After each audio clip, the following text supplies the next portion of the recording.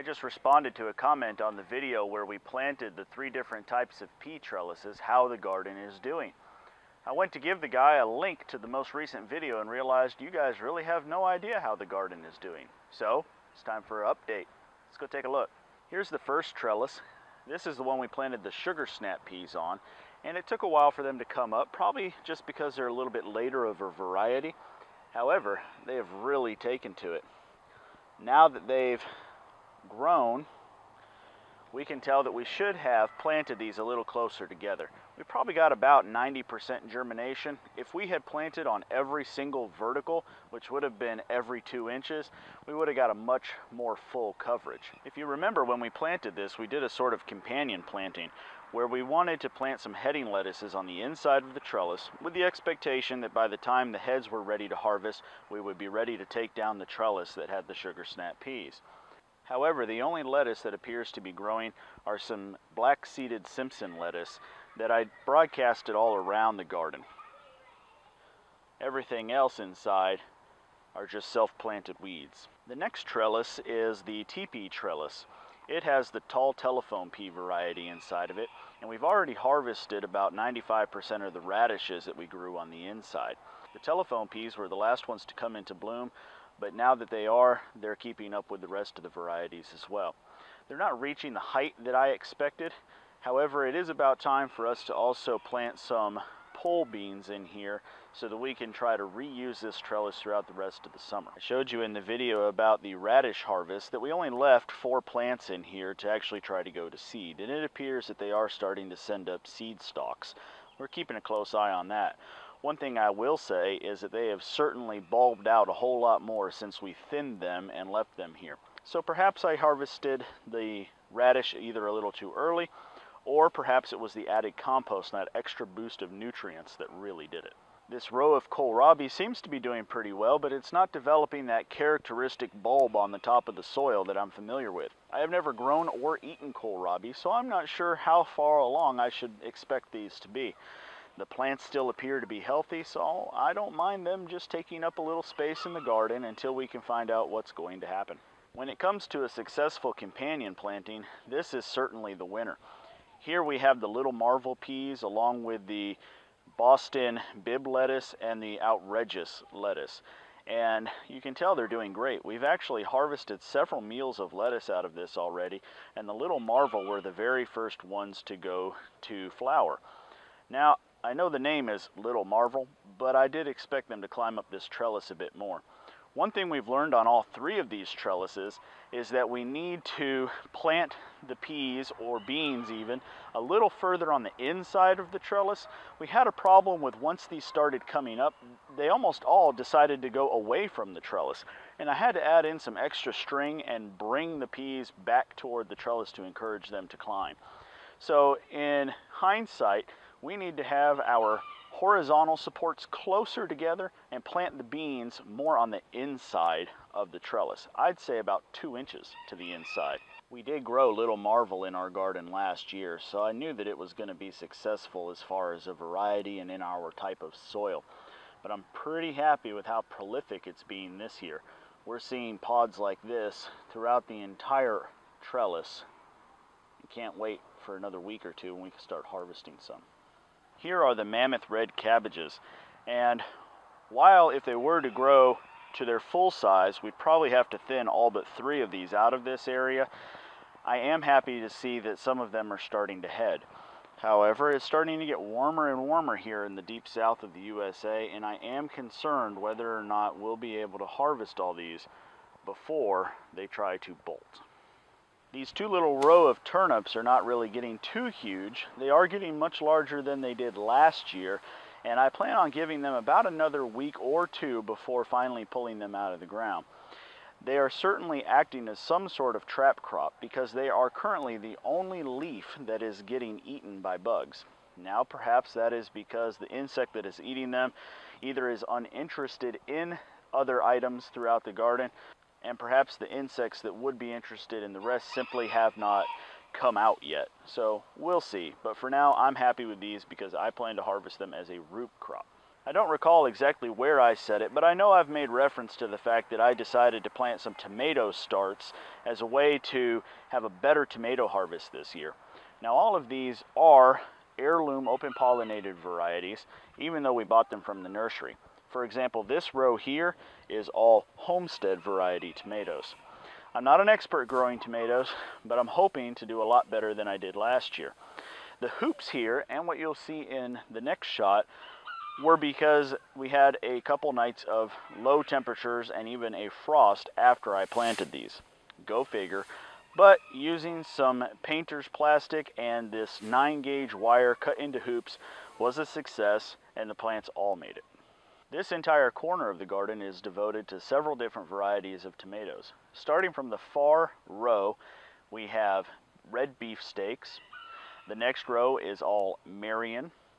And in the left row, we have a variety starting with Cherokee Purple, 2 plants of that, a yellow pear, a pink lady slipper, and a San Marzano. My biggest concern here is that I don't have any companion plants for them, and how hard it will be to try to keep any diseases or insects out of here that will want to prey on every single one of these tomatoes. I'm just going to have to manage it as best as I can for the way that I decided to set this up. I also planted 2 hills of sugar baby watermelon, and these are the 2 seeds that have actually germinated. The other hill is not showing any germination, and I'm concerned that some ants have gotten into there and eaten the seeds. Here is the Big Mac's pumpkin mound that I started, and as you can tell, it's not growing at all. Despite having put 4 seeds in the ground, either one of 2 things have happened. There was an ant hill in this bed, and either the ants ate the seeds or perhaps the seeds had gone bad, as I did buy them last spring and I have no real way of knowing how long before I purchased them they sat around in a warehouse. I think I'm probably just going to scrap this idea, and I'll use this mound for either growing some Connecticut or other pie pumpkins and just call it quits because of 2 things. I'm not going to go buy more seed just for having a fun contest, and in the permaculture classes I'm taking, I kind of got a little bit of humility thrown at me when realizing just how much input it took simply to try and produce something for sport. I'm probably not going to pursue it any further. Congratulations, Luke. You win by default. Here's a corner of the garden the children helped me plant, and as you can tell, it's not having very good production. Here's what I think happened. The majority of what you see are mustard, and I simply broadcasted some mustard seed around in the area at the beginning of the season. They don't appear to mind the hard compacted soil.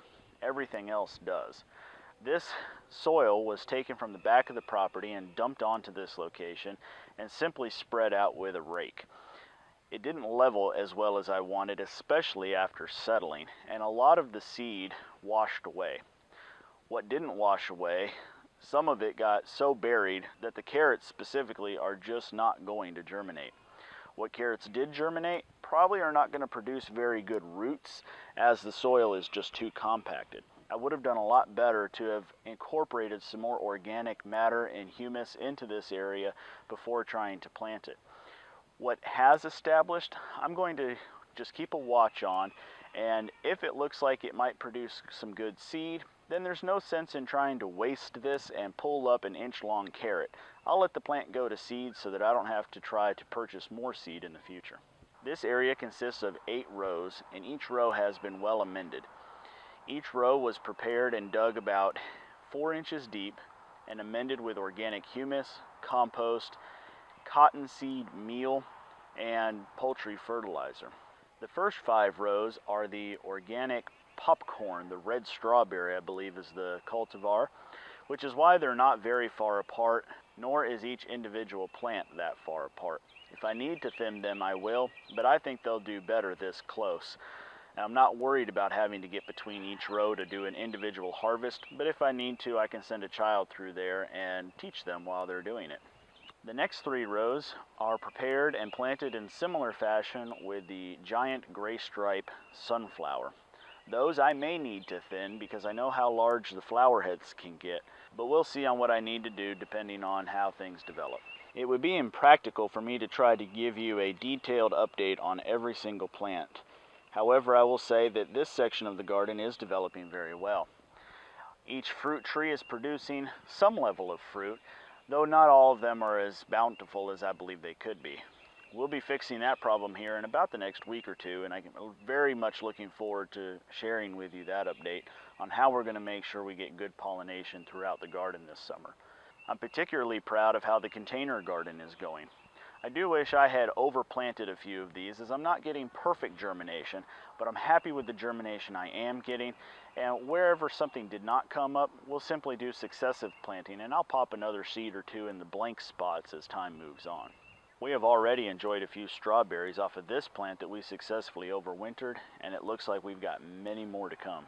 That said, while it seems that each of our fruit trees have enjoyed the trimming that we gave them, none of them are producing blossoms this year.